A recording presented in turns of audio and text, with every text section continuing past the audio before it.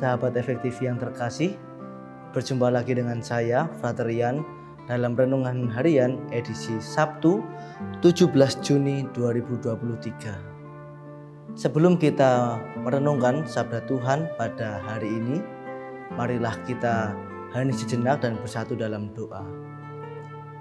Dalam nama Bapa dan Putra dan Roh Kudus, amin. Allah Bapa yang Maha Pengasih dan Pemurah, kami bersyukur kepadamu atas segala kasih dan cintamu pada kami pada hari ini. Ya Bapa, kami mohon penyertaan bimbingan Roh Kudus-Mu. Bukalah hati dan pikiran kami agar kami mampu merenungkan sabda-Mu pada hari ini, sehingga juga mampu menjadi bekal bagi perjalanan hidup kami, sehingga kami pun dapat bertumbuh dalam iman dan memuliakan nama-Mu dalam seluruh kegiatan kami. Dikau kami puji ya Tuhan, kini dan sepanjang segala masa. Amin. Dalam nama Bapa dan Putra dan Roh Kudus. Amin. Sahabat efektif yang terkasih, hari ini sehari setelah Hari Raya Hati Yesus yang Maha Kudus, gereja atau kita semua juga memperingati pesta hati tak bernoda Ibu atau Perawan Maria yang terberkati. Hari ini sama seperti kita mengingat kasih agung yang telah dicurahkan Allah dari hatinya yang paling penuh kasih, kita juga mengingat kasih yang lembut dan keibuan yang ditunjukkan oleh Maria kepada putranya. Kita tentu masih mengingat dalam bacaan kitab suci bagaimana Maria yang mengasihi Allah begitu besar, iman dan kesalehannya serta komitmen dan ketaatannya kepada Allah untuk melayani Tuhan dengan penuh hati, dan betapa ia sangat mengasihi putranya sejak sebelum ia dilahirkan, bahkan sampai ia atau putranya Yesus Kristus wafat di kayu salib. Dan inilah yang juga dibicarakan oleh abdi Allah, yakni Simeon di bait Allah ketika Tuhan Yesus dihadirkan di sana setelah kelahirannya. Simeon berkata kepada Maria bahwa putranya atau Yesus adalah Tuhan atau tanda yang akan menjadi pertentangan bagi banyak orang, dan kemudian menubuatkan bahwa suatu pedang akan menembus hatinya sendiri.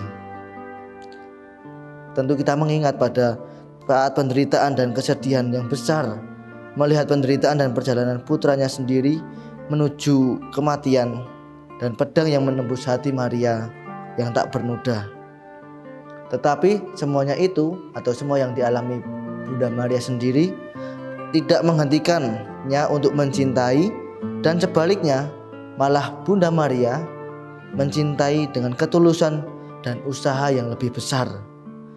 Dan cinta yang sama yang dia tunjukkan kepada putranya juga diberikannya kepada kita, anak-anaknya. Saudara-saudara yang terkasih, Tuhan telah mempercayakan kita semua kepada pemeliharaan kasih ibunya sendiri ketika dari salib dan pada penderitaan dan kematiannya, secara simbolis mempercayakan Santo Yohanes kepada pemeliharaan Maria, dan juga sebaliknya Maria kepada pemeliharaan Santo Yohanes.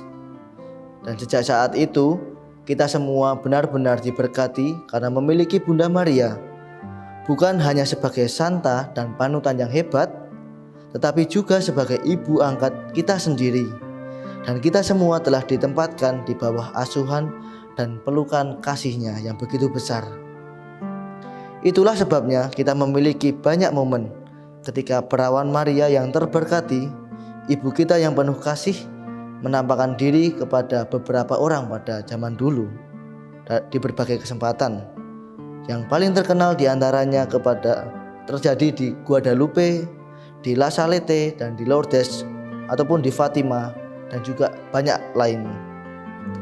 Dan dalam segala kejadian, Bunda Maria atau Bunda Allah yang penuh pengasih dan Bunda kita selalu menekankan pada pertobatan agar seluruh umat manusia kembali kepada Allah, kepada putranya, dan untuk diampuni dari segala dosa kita dan didamaikan.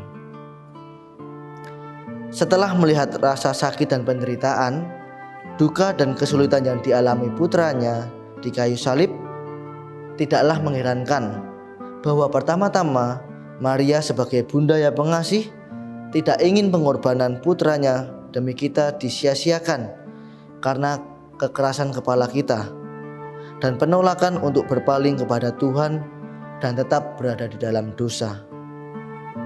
Dan tentunya sebagai seorang ibu yang penuh kasih bagi kita semua, tentu juga Maria tidak ingin salah satu dari kita kehilangan dia karena cara kita yang penuh dosa atau hidup kita yang penuh dosa.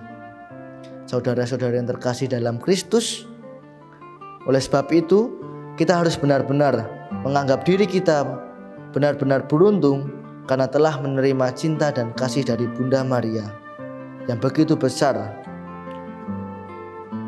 Maka marilah kita menghadap Tuhan dengan penuh iman yang sudah diperbaharui dan mulai sekarang juga mengabdikan diri kita dengan penuh semangat yang lebih besar. Mari kita semua berkomitmen pada jalan yang telah ditunjukkan Bunda Maria kepada kita melalui hatinya yang tak bernoda dan mengikuti jalan ini dengan setia menuju rekonsiliasi kita kepada Tuhan agar kita mendapatkan rahmat pengampunan dari Allah kepada kita. Tuhan memberkati kita semua. Amin.